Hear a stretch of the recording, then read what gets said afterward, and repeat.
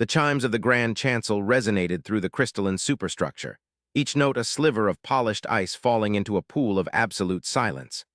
Light, filtered through the immense geodesic dome of Xylos Prime, fractured into 1,000 rainbows across the assembly, bathing the delegates in a spectral, almost holy glow.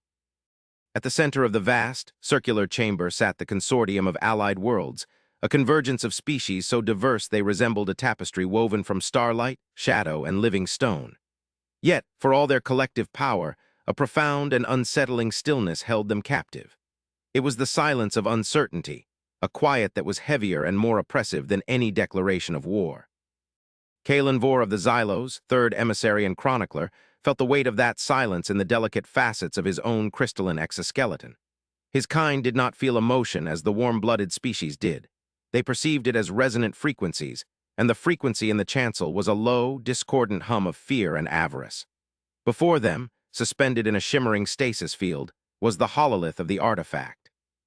It was a thing of impossible scale and sublime beauty, a teardrop-shaped titan adrift in the void between galaxies, its surface a mosaic of materials that defied every spectrographic analysis. It did not reflect light so much as it seemed to swallow it and re-emit it as a soft, internal luminescence. The archives, the sum of all Xylos' knowledge accumulated over millennia, had a designation for it, a term whispered with a mixture of reverence and terror, a Class 105 worldship.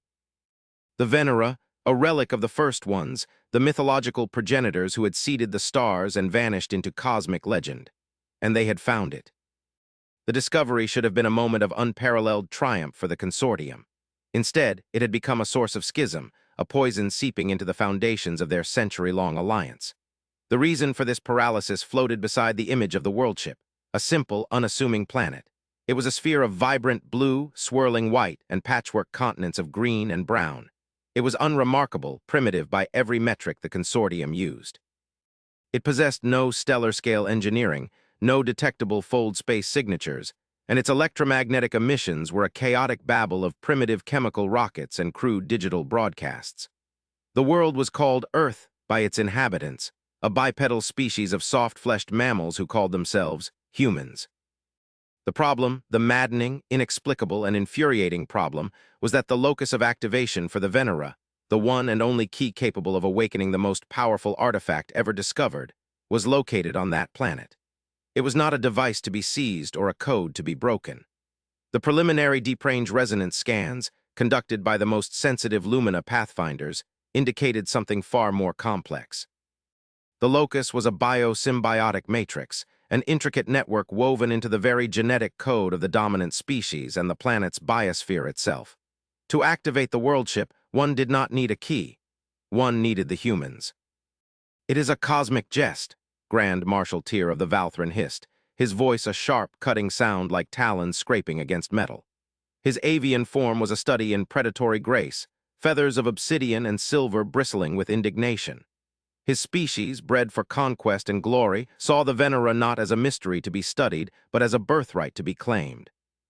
The greatest prize in galactic history, the legacy of the first ones themselves, is tethered to a world of mud-crawling primitives. They sit upon a throne of unimaginable power and are not even aware of it. We are the inheritors of the stars. It is our right, our duty, to claim it. His gaze swept across the chancel, a challenge to any who would disagree. Many did not. The allure of the worldship was a potent intoxicant.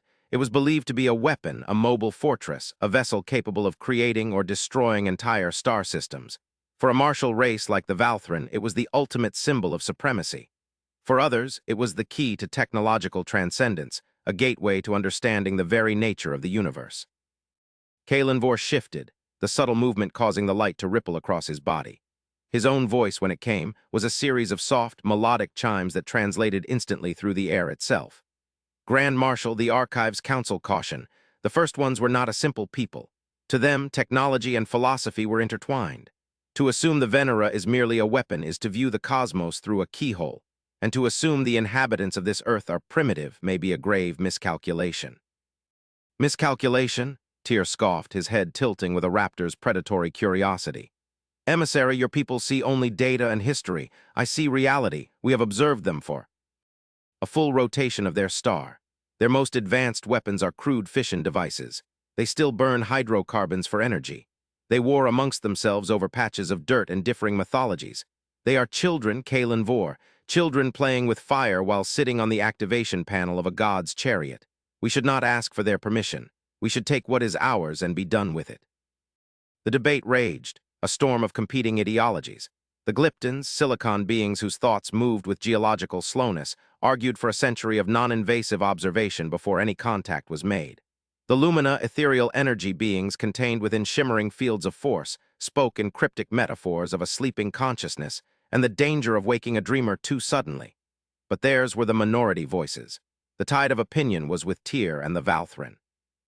The desire for the worldship was too strong, a gravitational pull on the ambition of the entire consortium. Kalen Vor felt a cold resonance of dread. He had studied the fragments of First One's lore more than any being in the chancel. Their language was not one of conquest. It spoke of balance, of stewardship, of cosmic cycles. To place an activation locus of such profound importance within a living biosphere was not a jest or an oversight. It was a statement. It was a lock, and the species living there was the key. But what if they were also the guard? What if this seeming primitivism was a form of camouflage, a deliberate quiet on the galactic stage? The thought was dismissed as fanciful by the military minds, but it resonated with a chilling logic within Kalen Vor's crystalline mind.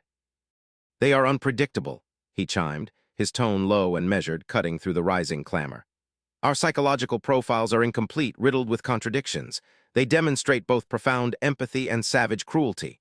They build monuments to beauty and art and then annihilate them in fits of rage. They reach for the stars with one hand and strangle their own brethren with the other. Such a species cannot be easily categorized or controlled.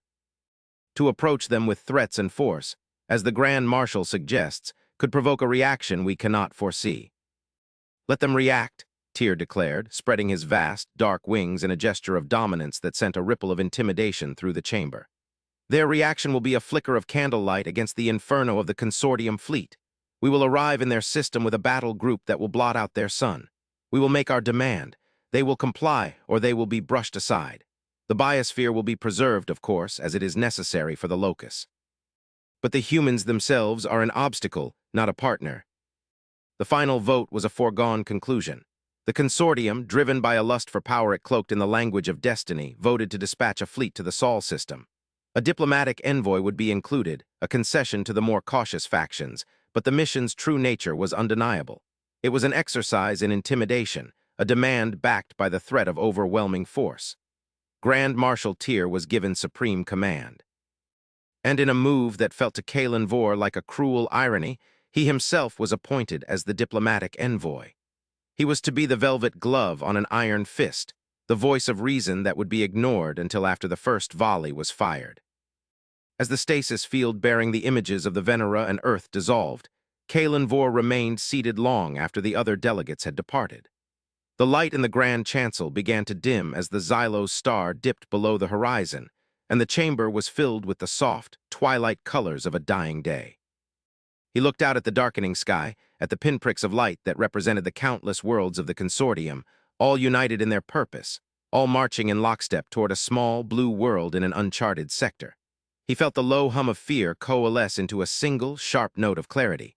The consortium believed it was going to Earth to claim a prize. Kalen Vor feared they were marching toward a reckoning. They were about to knock on a door without any comprehension of what might be waiting on the other side.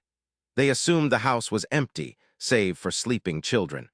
He suspected they were about to awaken a giant who had been deliberately, and for a very long time, pretending to be asleep. The journey through fold space was a silent, non-existent thing, a momentary tearing of reality that stitched itself back together in a new location. For the consortium fleet, it was an instant leap across thousands of light years. One moment they were in the heart of their own territory, the next they hung in the silent void at the edge of the Sol system. The scale of the fleet was breathtaking, a statement of power made manifest. Capital ships, vast city-sized vessels of war, were flanked by swarms of cruisers and destroyers, their hulls of polished alloy and crystalline armor glinting in the light of the distant yellow star. The flagship, Glory's Talon, was Tyr's personal vessel, a predator cast in metal, its forward section designed to resemble the beak of a colossal bird of prey. From the observation deck of his appointed quarters aboard a diplomatic cruiser, Kalen Vor watched the fleet arrange itself into a blockade formation around the third planet. It was an act of pure aggression, a cage of steel drawn around a world that was utterly oblivious to its impending doom. The initial sensor readings began to pour in, and they only deepened the enigma. The planet was noisy on a local level, a cacophony of radio waves, but galactically silent.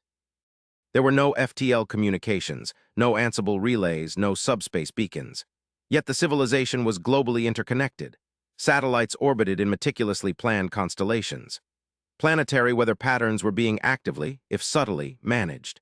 There was a quiet, underlying order to the chaos, a hidden structure that defied their models of pre-FTL societal development. "They are blind and deaf," Tyr's voice crackled over the ship-wide comm, a broadcast to every vessel in the fleet. His tone was triumphant. "They have no deep space sensors capable of detecting us at this range. We are ghosts at their doorstep. We hold every advantage." Kalen Vore adjusted the frequency of his personal comm unit. "Grand Marshal, a recommendation, if I may. We should send a single vessel, my own, to make first contact. A non-threatening approach. A show of peace before we display our full strength." The response was a burst of harsh, static-laced laughter. "Peace, emissary. We are not here to make friends. We are here to secure the single greatest artifact in existence. We will show them our strength first. Fear is the most efficient language, understood by all species, primitive or not. When they see us, they will understand their place in the universe. They will understand that their time of isolation is over." Without another word, Tyr gave the order. The entire fleet, a legion of warships that had conquered worlds and pacified rebellions, moved as one. They slipped from the outer system into a high orbit around Earth, a sudden, stunning appearance designed to shatter the psyche of any species that witnessed it. From the surface of the planet, it would look as if a new, metallic constellation had been born in an instant, its stars cold, menacing, and impossibly close. They blotted out the real stars, a shroud of overwhelming power. The consortium waited. They expected panic. They expected chaotic, terrified broadcasts. They expected frantic launches of primitive spacecraft or the firing of futile nuclear missiles. Their psychological warfare models, based on 100 other per-contact scenarios, predicted societal collapse, religious fervor, and widespread terror. They received only silence. The planet continued its serene, silent turn. The babble of its internal communications did not change in tone or volume. The satellites held their orbits. The cities below, glowing with artificial light, did not flicker. There was no sign, not a single detectable tremor of fear or alarm. It was as if the fleet was not there, as if a mountain range had appeared overnight and the inhabitants had simply chosen not to notice it. The silence stretched from minutes into an hour. On the bridge of Glory's Talon, the atmosphere grew thick with confusion. Tyr paced back and forth, his silver talons clicking on the deck plates. The raw, overt display of power had failed. It had been met not with fear, but with an unnerving, absolute indifference. "What are they doing?" he snarled at his sensor technician. "Are their systems so primitive they cannot even see us?" "Negative, Grand Marshal," the technician, a nervous, four-armed Signian, replied. "Their optical and radio telescopes are all pointed directly at us. They see us. Their global information networks they are analyzing us. They are sharing data packets on our ship configurations, energy signatures, potential weapon emplacements." "Analyzing us?" Tyr stopped pacing. "They are not panicking, they are cataloging us." Before anyone could answer, a new signal was detected. It was not a broadcast. It was a tight beam, directed laser communication, aimed with impossible precision at the bridge of Kalen Vore's diplomatic vessel. It was not a language of the consortium, but it was structured with a mathematical purity that made translation instantaneous. The message was simple, composed of universal constants and basic linguistic primers, as if it were designed to be understood by any intelligent life. The decoded message appeared on Kalen Vore's main screen. It was not a plea, it was not a surrender, it was not a threat, it was an invitation. "Consortium Fleet of the Allied Worlds," it read. "Your arrival is acknowledged, your intentions are you. Understood, we invite your designated diplomatic envoy to descend to the surface to begin discussions. The coordinates for a secure landing zone are attached. We await your arrival. Welcome to Earth." The calm, professional tone was more disorienting than any display of aggression could have been. They had been identified. Their purpose had been, somehow, divined, and they were being treated not as conquerors, but as expected guests. Kalen Vore felt a chill resonance run through him. Tyr had wanted to speak the language of fear. The humans had replied in the language of utter, unshakable composure. Tyr was furious. His grand display had been met with a polite invitation to a meeting. "It is a trap," he bellowed over the comm. "They seek to separate you from the fleet emissary to take a hostage." "I do not believe so, Grand Marshal," Kalen Vor replied, his chimes steady and clear. "This is a test. They are measuring our response. If we react with aggression, we prove their worst assumptions. If we accept their invitation, we open a path to communication. This is not primitivism. This is sophisticated psychological strategy. I will accept their invitation." Against Tyr's strenuous objections, but with the backing of the consortium's core directives regarding first contact protocols, Kalen Vor ordered his vessel to descend. The ship, a sleek, unarmed courier designed for diplomacy, detached itself from the menacing fleet and began its entry into Earth's atmosphere. Below, the continents and oceans swelled to a vast, breathtaking scale. The landing coordinates were not in a major city or a military installation, as he had expected. They led to a remote, mountainous region, a valley of stunning natural beauty, untouched by obvious signs of industrialization. As his ship touched down on a flattened, grassy plain, a single structure was visible nearby. It was not a fortress or a palace.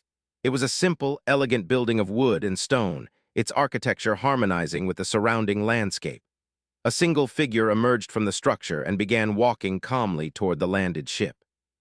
The airlock hissed open and a ramp extended to the ground. Kalen Vor, flanked by two ceremonial Xylos guards, descended into the alien air. It was rich with oxygen and the scent of vegetation. The star Sol was warm on his crystalline shell. He watched the approaching human. It was female, clad in simple, functional gray attire. Her hair was dark, pulled back from a face that was composed and unreadable. She carried no weapons. She showed no fear. She stopped a respectful distance away. Her eyes, dark and intelligent, met his own multifaceted ones without flinching. For a long moment, there was only the sound of the wind sighing through the tall trees. Then she spoke. Her voice was calm, clear, and pitched at a pleasant, non-threatening frequency. The translator in Kalen Vor's ear rendered her words in perfect Xylos resonance. "Emissary Kalen Vor of the Xylos," she said, her tone one of simple, factual greeting. "I am Ambassador Eva Rostova. On behalf of humanity, I welcome you to Earth. We have much to discuss." The sheer audacity of her composure was staggering. A fleet capable of sterilizing her entire world hung in her sky, and she greeted him as if he were a trade delegate arriving for a scheduled appointment. Tyr had been wrong. These were not children. These were something else entirely. And Kalen Vor knew with a certainty that vibrated through his very being that the consortium had just made a profound and terrible miscalculation. The game they had come to play was not the one the humans were engaged in, and the rules were not what they had assumed. The meeting took place within the simple structure of wood and stone. It was not a throne room or a command center, but a quiet, open space with a low table at its center. One wall was a transparent pane looking out onto the valley, blurring the line between the interior and the natural world outside. There was no technology visible, yet Kalen Vor sensed it was all around him, seamlessly integrated into the very fabric of the building. The air was pure, the temperature perfectly regulated for his Xylos physiology. The humans had prepared for him. They knew who he was. Ambassador Rostova sat opposite him, her posture relaxed yet attentive. She had offered them sustenance, a simple bowl of water, its molecular composition analyzed and confirmed as perfectly safe. It was a gesture of trust, a piece of diplomatic theater as old as civilization, yet performed with an unnerving sincerity. "Your arrival was not unexpected," she began, her voice maintaining its even, placid tone. "We have been observing the approach vector of your fleet for several of your standard time units. We have also been aware of the consortium's existence for considerably longer." Kalen Vor felt a jolt of resonance.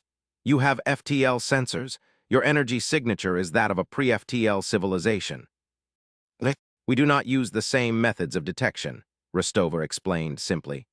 "We do not listen for the noise of engines in fold space.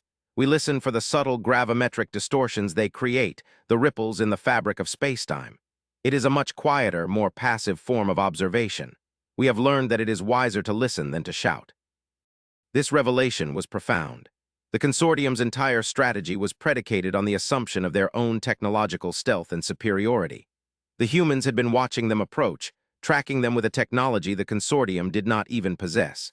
They had allowed the fleet to arrive, to surround their world, to posture and threaten, all while knowing it was coming. It was a breathtaking display of patience and confidence.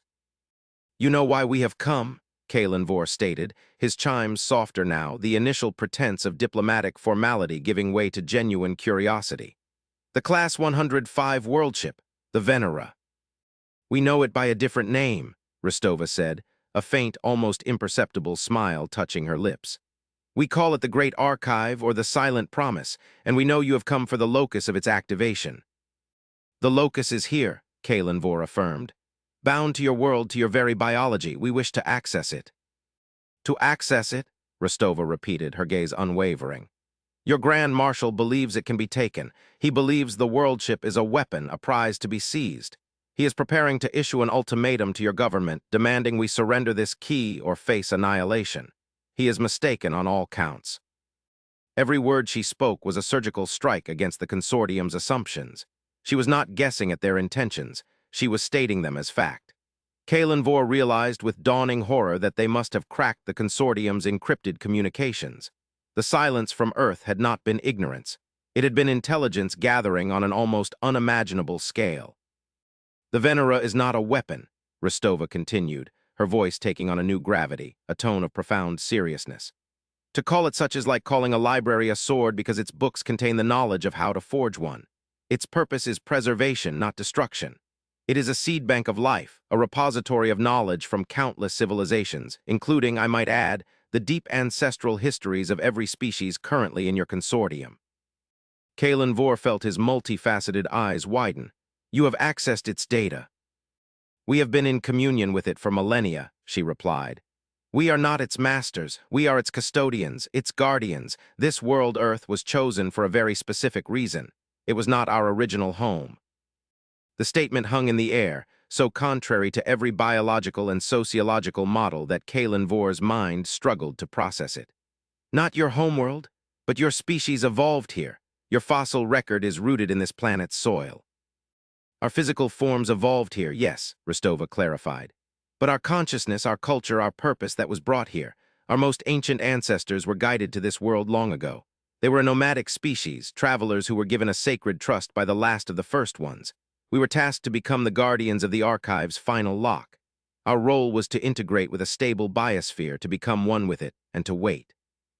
To nurture this world into a sanctuary of biological and cultural diversity, and to remain silent, hidden from the galaxy until the time was right." She paused, letting the weight of her words settle. "You see, emissary, the locus is not a device we can hand over. It is not a code we can recite. It is a state of being. It is the perfect symbiotic resonance between our collective consciousness as a species and the complex lifeweb of this entire planet. It cannot be taken by force. Any attempt to do so, to damage our biosphere or to coerce our people, would disrupt the harmony and render the locus inert forever. The lock would not be broken. It would cease to exist. The Venera would remain dormant for all eternity." Kalen Vor felt the foundations of his reality tremble. The humans were not primitives squatting on a treasure. They were the treasure's designated, genetically and spiritually engineered protectors. Their entire civilization, their seeming contradictions, their quiet place in the galaxy, it was all part of an ancient, impossibly complex plan. Their primitivism was the most sophisticated camouflage ever conceived. They hadn't developed FTL travel and colonized the stars because their purpose was here, on this one world, guarding this one sacred trust. "Why," Kalen Vor chimed, the question a whisper of pure awe, "why would the first ones create such a lock? Why hide their greatest creation?" "Because power is a test," Rostova answered, her eyes filled with a deep, ancient wisdom that seemed to far exceed her physical age. "And the Venera is the ultimate power. It was not meant for a species that would take it by force. It was meant for a coalition of species that had matured enough to ask for it with respect. It was meant for those who would understand that it is a responsibility, not a prize. The first ones knew that any civilization that approached this world with warships and threats, that saw the locus as something to be seized, was not yet worthy of the knowledge within the archive." A cold, hard silence fell over the comm link to the flagship. Grand Marshal Tyr had been listening to the entire exchange. His grand strategy, his entire worldview had been dismantled, piece by piece, by the calm words of a single human. His fleet was not a tool of intimidation. It was an unwitting part of a cosmic test, and it had failed at the first step. "Lies," Tyr's voice roared over the channel, distorted with rage. "A clever fable concocted by primitives to save their own skins. They seek to trick us with mythology and philosophy while they plot against us. Emissary, you are compromised. I am taking direct command of this situation." A new transmission, this one on all open channels and broadcast directly to the human government, overrode all others. It was Tyr's voice, booming with recovered arrogance. "People of Earth, your games are at an end. We are the consortium. The worldship is our birthright. You will surrender the activation sequence to us now, or we will begin systematically dismantling your orbital infrastructure as a prelude to sterilizing your population centers. You have one of your hours to comply." Inside the meeting room, Rostova did not flinch. She simply closed her eyes for a moment, a flicker of what looked like profound disappointment crossing her face. "So be it," she said softly, more to herself than to Kalen Vor. "We had hoped you were ready. We had hoped you had evolved beyond this." Kalen Vor felt a surge of resonance that was the Xylo's equivalent of panic. "Ambassador, you must understand, he does not represent all of us. His way is not the only way." "We know," she said, her eyes opening again. They were no longer just calm, they held a deep, chilling resolve. "But he has made the choice for you all. He has chosen the path of force, and we have a protocol for that." Before Kalen Vor could ask what she meant, the world outside the transparent wall changed. The sky, which had been a clear, placid blue, began to shimmer. A faint, golden energy field bloomed into existence, enveloping the entire planet. It was subtle at first, a barely perceptible haze, but it rapidly intensified into a luminous, impenetrable shell. On the bridge of Glory's Talon, alarms blared. "Grand Marshal!" the sensor technician shrieked, his voice thin with terror. "The planet, it has generated a planetary-scale energy shield.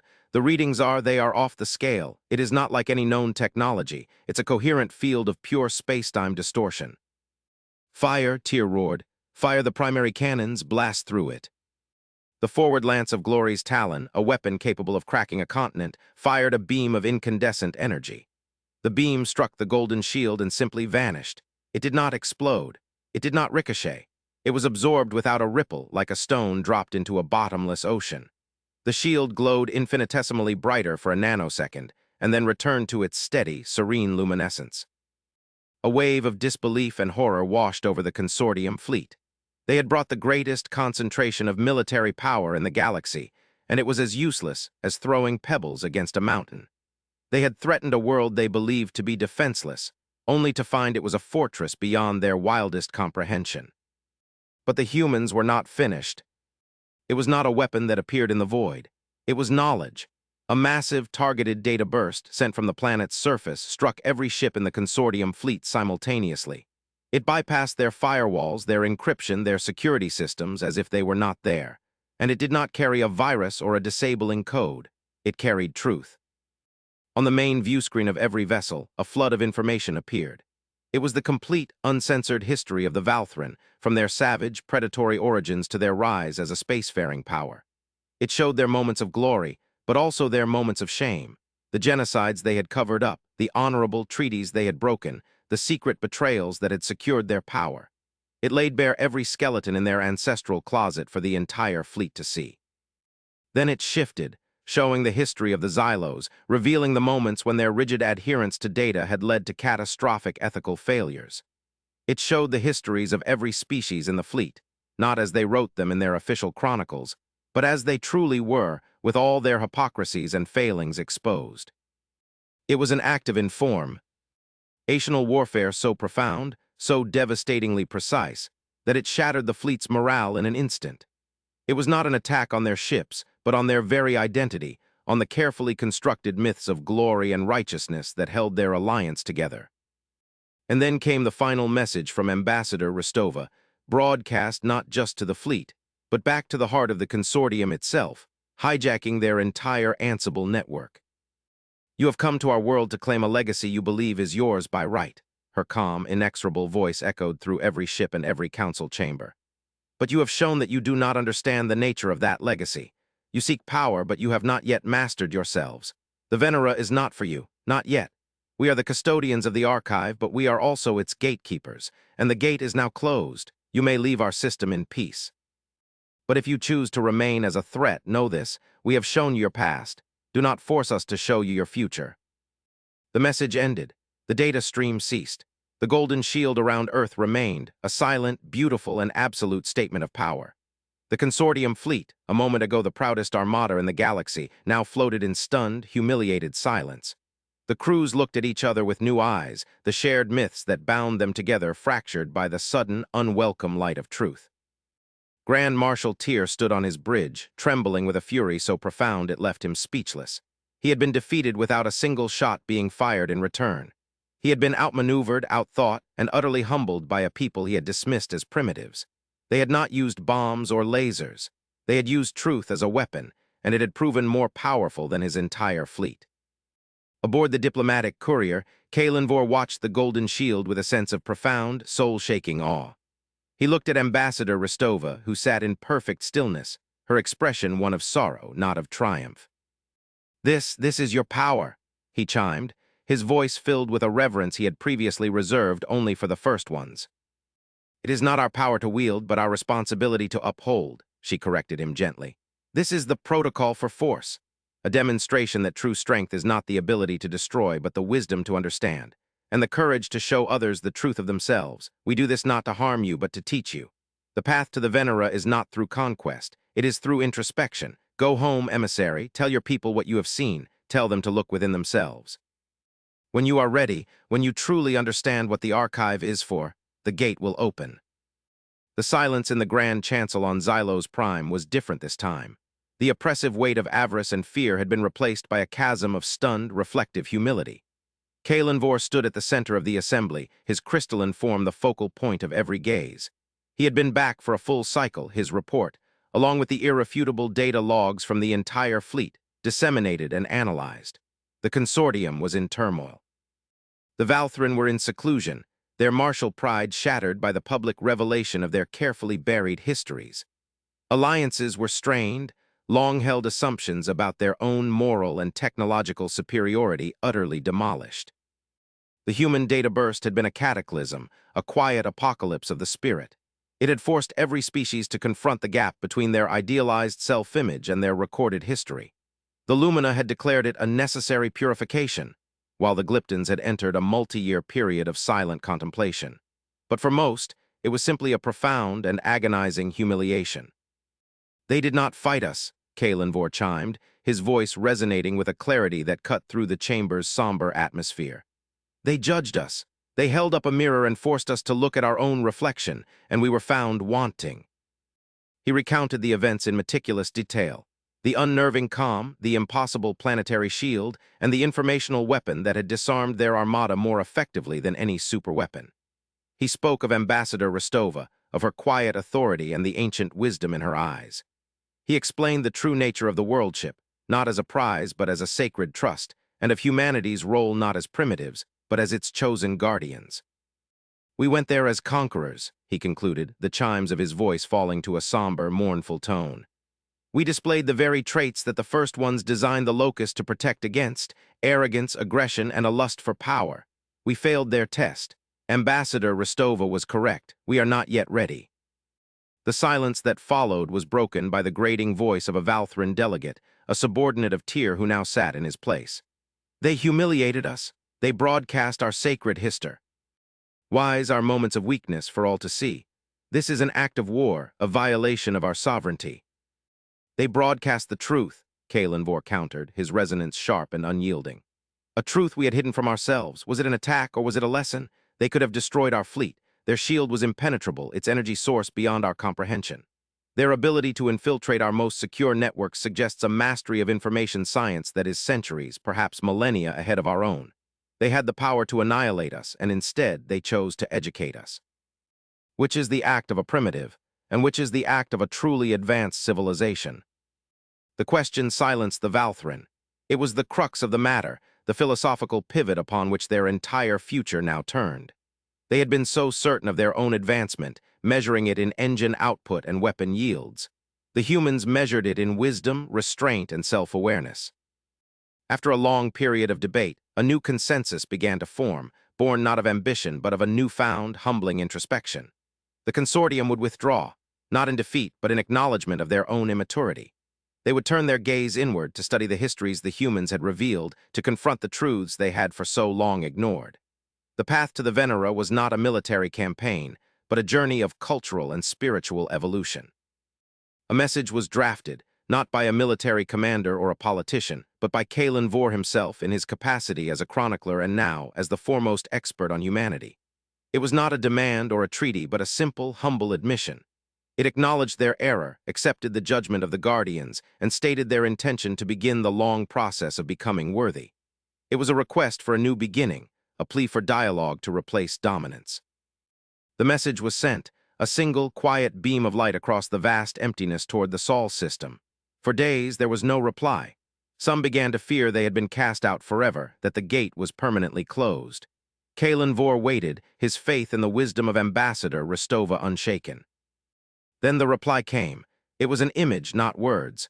A projection of the earth, its golden shield slowly, gracefully, receding like a blossoming flower, revealing the vibrant blue world within. It was an invitation, an act of trust. A statement that the first step on the long road to worthiness had been taken and it had been accepted. A new delegation was formed. It was small, comprised not of warriors and admirals, but of scholars, philosophers, and diplomats. Kalen Vore was chosen to lead it.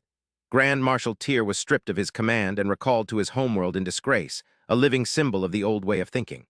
As Kalen Vore's diplomatic ship, now a true vessel of peace, made the journey back to the Sol system, it was alone. The Armada was gone, recalled to the core worlds for reassignment and deep introspection. This time, the reception was different. There was no unnerving silence. As they entered the system, they were greeted by a human vessel. It was a small, elegant ship, its design more organic than mechanical, glowing with a soft internal light. It guided them not to the remote valley, but to a landing platform in orbit around the moon, a place of stunning beauty where the Earth hung in the black sky like a giant, living jewel. Ambassador Rostova was there to greet them. Her expression was no longer one of disappointment, but of warm, cautious welcome. "Emissary Kalen Vore," she said, her voice carrying the same calm authority. "Your consortium has learned its first lesson. The journey will be long, but it has begun. Welcome back to our home." The weeks that followed were a period of revelation. Humans and the consortium delegates engaged in a deep, transformative dialogue. The humans shared their history, the long, quiet millennia of their vigil. They spoke of the philosophy of custodianship, of the balance between technological advancement and ecological harmony. Kalen Vore and his delegation, in turn, shared the new vision of the consortium, one based on mutual understanding and a quest for wisdom over power. A true alliance began to form, a partnership forged in the crucible of their initial, flawed encounter. Finally, the day came. A joint expedition of humans and consortium members, including Kalen Vore, traveled together to the Venera. The great worldship hung in the void, silent and majestic. As their combined shuttle approached, a section of the impossibly smooth hull irised open, revealing a docking bay. No command was given. The archive had sensed their united purpose, the harmony between the Guardians and the newcomers. They walked through corridors that seemed to be made of solidified light, the air humming with an ancient, dormant power. They reached the core chamber, a vast, spherical room where a projection of the galaxy floated in the center. It was here, standing before the heart of the First One's legacy, that Ambassador Rostova prepared to initiate the activation. "The locus is a bond," she explained, placing her hand on a smooth, unmarked console that glowed in response to her touch. "It requires our will, our conscious intent to unlock the archive, but to awaken the worldship's full potential, it requires more. It requires the unified will of diverse species working in concert. It requires you." She gestured to Kalen Vore. He stepped forward and placed his crystalline hand beside hers. Other delegates, a Glypton and a Lumina, did the same. As their hands touched the console, a wave of energy, warm and profound, flowed through them all.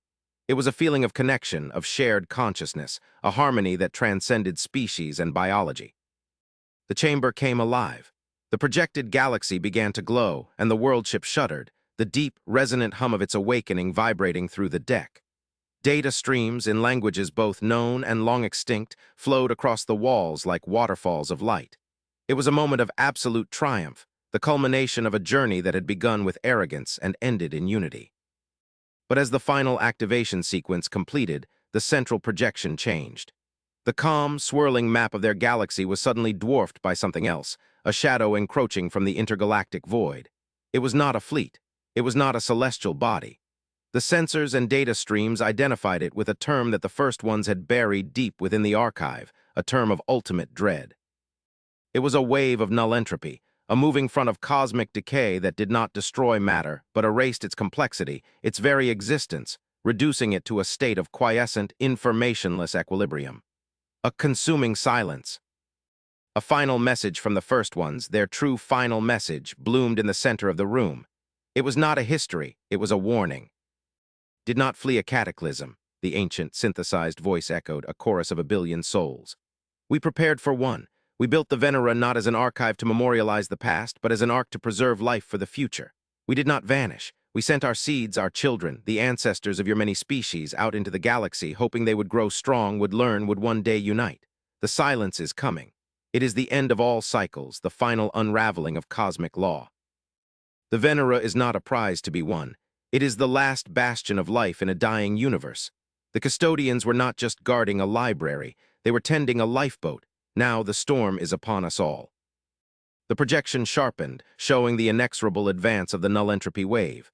It was vast, galaxy-spanning, and it was moving toward them. It had already consumed entire galactic clusters on its path. Their own galaxy was next in its line of travel. The estimated time of arrival was not in eons, but in generations. A profound, soul-crushing silence descended upon the core chamber. The conflict between the consortium and humanity, the debate over a single worldship, suddenly seemed so small, so naive. It was the squabbling of children in the shadow of a tidal wave. They had fought over the key to a lifeboat, not realizing the entire world was about to be submerged. Kalen Vor looked from the terrifying projection to the face of Ambassador Rostova. Her expression was no longer calm. It was grim, resolute, and filled with the weight of a burden carried for untold ages. She was not just a guardian of a past legacy. She was a warden standing at the precipice of a future apocalypse. "This is the true purpose of the archive," she said, her voice low but clear, cutting through the awe and terror. "It contains all the knowledge the first ones gathered on the silence. It holds the science, the strategies, the lost technologies they developed to fight it, to endure it, or perhaps to escape it. This is the real test, not for worthiness, but for survival."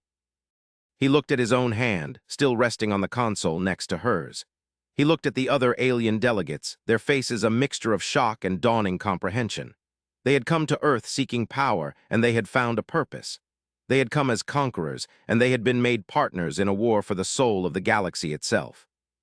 Humanity, the quiet, hidden species they had so gravely underestimated, had not been guarding a relic of the past. They had been standing watch, waiting for allies to face the coming night. Their long silence was over, and a new, much greater and far more terrifying journey had just begun. Together.